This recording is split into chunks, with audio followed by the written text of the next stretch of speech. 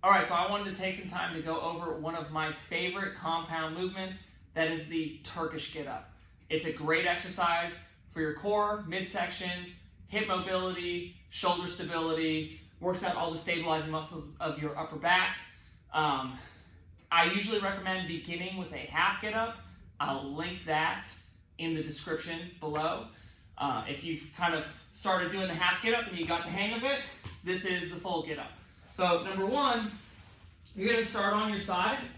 You're going to grab the bell and you're going to make sure that your wrist is straight when you have it. So we don't want to grab with a bent wrist like this. You'll take both hands and roll onto your back.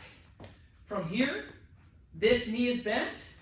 This leg is about a 45-degree angle out with your toe pointed up, and this arm is parallel to this leg. You'll press the weight up.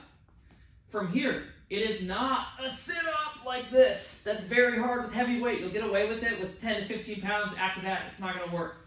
So you're actually going to roll this way and pull your chest forward through your elbow. I'm driving off this leg, roll, and pull. The next thing we're going to do is replace our elbow with our hand. From here, we'll bridge the hips high. This is the half get up that you've probably already accomplished. Then we're going to sweep the leg through and place the knee very close to the hand. The reason we want to do that is so that we have base when we take our hand off the ground. If it's too far, we don't have that base. So it's nice and close. We come up. There's two different ways to do this. You can windshield wipe like this, or I like to just step over. Stand straight up, keeping the elbow nice and straight the whole time. The wrist, elbow, all remain stacked over the shoulders. You'll reverse lunge from here. Open back up.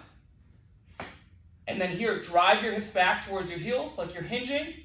And again, the hand goes very close to the knee. Bridge and kick your foot through. And then slide your hand back at a 45-degree angle, keeping most of the weight on your hip till you get down, roll to your back, bring it down. So as you saw there, it's very important that you keep your arm stacked. Shoulder, elbow, wrist. It's much more stable. If you go out here again with light weight, you can probably get away with this. Don't rush the weight and go too heavy because it's not very safe to do. But as soon as the weight gets heavy and it comes out here a little bit, if it's 53 pounds or up, or even lighter than that, it's probably coming down. So make sure you do these safely. Don't rush the weight.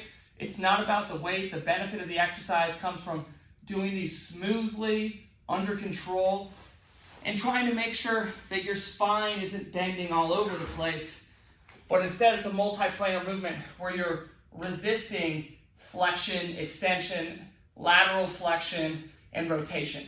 And that's what uses all these muscles in here so well.